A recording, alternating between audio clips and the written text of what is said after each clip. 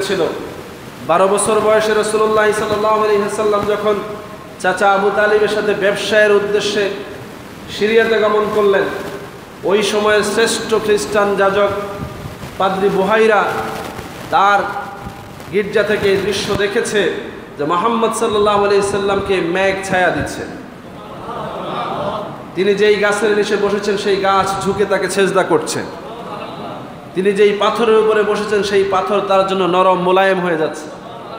তিনি যেই জমিনে পা রাখতেছেন সেই জমিন যেন তার জন্য সফট হয়ে যাচ্ছে, জমিনে বোঝা যাচ্ছে।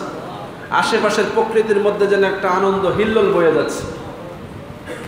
তিনি পর্যবেক্ষণ করে আবু তালেবকে জিজ্ঞেস করে সমস্ত বিষয় মিলিয়ে নিয়ে বললেন, আমি তো খ্রিস্টান ধর্মে ইনজিল কিতাবের মধ্যে যেই নবীর আগমনের সুসংবাদ পেয়েছি তিনি